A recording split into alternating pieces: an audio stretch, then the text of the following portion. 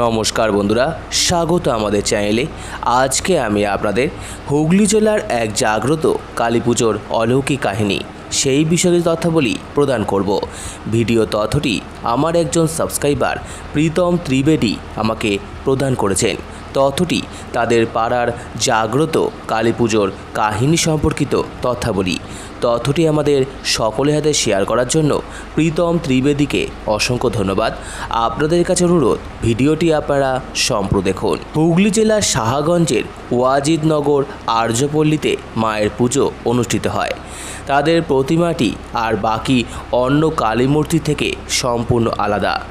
মা মহাদেবের নাভি থেকে বেরিয়ে আসা পদ্মের ওপর অধিষ্ঠিত, দুই পাশে দুই সখী জয়া এবং বিজয়া।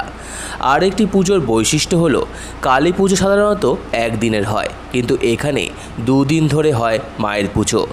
চৈত্র মাসের অমাবস্যার পর নতুন চাঁদ হিসেবে হয়।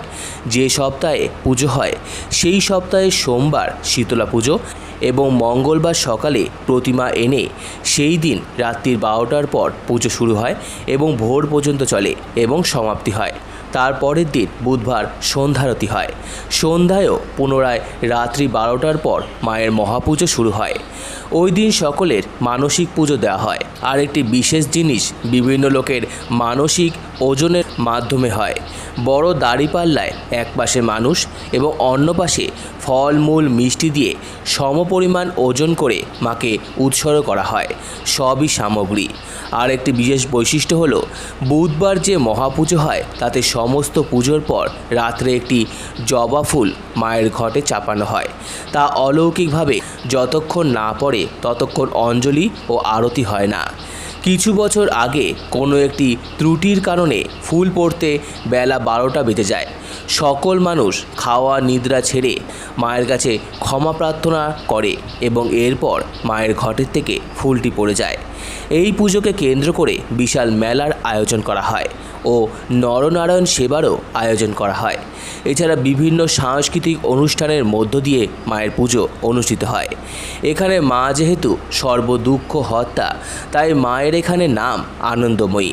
সকলে আনন্দময়ী কালী নামেই চেনেন। আগামী 8ই এপ্রিল শীতলা পুজো এবং 9 ও 10ই এপ্রিল কালী পুজোর দিন সকলের সাদর আমন্ত্রণ। এখানে মায়ের অন্নভোগ হয় না, শুধু ফলের ভোগ ও মিষ্টির ভোগ হয়। এই পুজো শুরু হয় আজ থেকে প্রায় 45 বছর আগে। এখানে প্রথম মা এক বাসিন্দাকে স্বপ্নাদেশ দিয়ে তার রূপ কেমন হবে সেটি জানান ও মায়ের নাম আনন্দময়ী কালী হবে সেটি মা সেই ভক্তকে জানিয়ে দেন।